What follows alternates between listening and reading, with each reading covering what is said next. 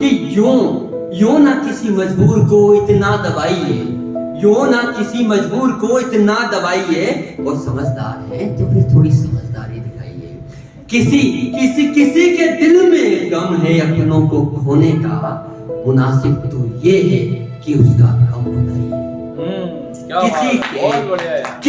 किसी के माथे से पिता का साया उठता है और किसी का भरी जवानी सुहाग लुटता है। किसी के जिगर का टुकड़ा छोड़ के जाता है और न जाने कितनी उम्मीदों को तोड़ के जाता है। वाह क्या कहीं बुढ़ापे का सहारा और हाथ की लाठी हो जाती है, कहीं बुढ़ापे का सहारा और हाथ की लाठी हो जाती है, कहीं आंख के तारे जैसी जीवन ज्योति सो जाती है। मगर परीक्षा की घड़ी तो उसके बाद आती है, जब रिश्ते नाते वाली दुनिया शोक जताने आती है।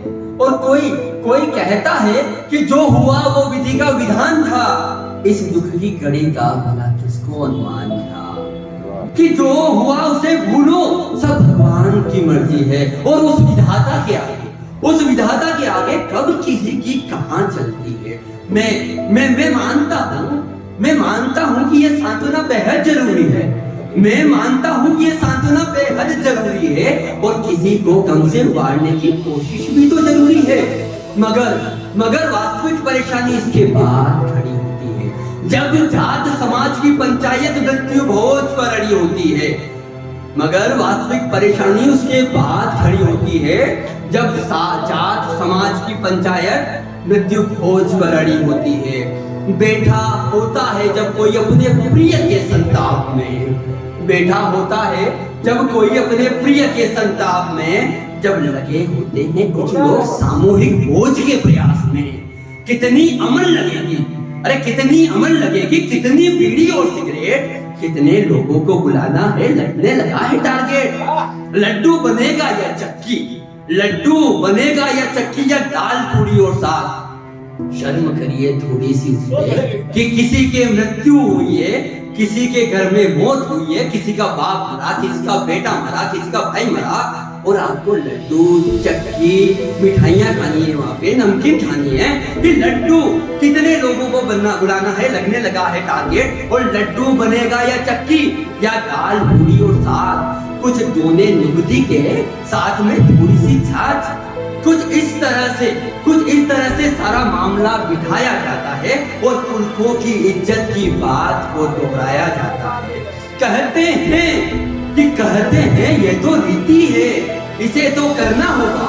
कहते हैं ये तो रीति है, इसे तो करना होगा, और ये तो ऋण है जीवन का, इसे तो भरना होगा। अरे सामाजिक बंधनों से और क्या कहा जाता है, किस तरह से उसको दबाया जाता है, सुनिएगा। कि सामाजिक बंधनों से तुम छूट नहीं पाओगे, और ज्यादा जिद करी तो समाज से बाहर निकाले जाओगे। अपने रिश्तों की चिंता में वो हर बात मानता है, मगर जिंदगी भर बीतेगा वो ये भी जानता है। तो मेरी क्या सलाह है, सुनिएगा। कि एक दफा मेरी बातों पर थोड़ा सा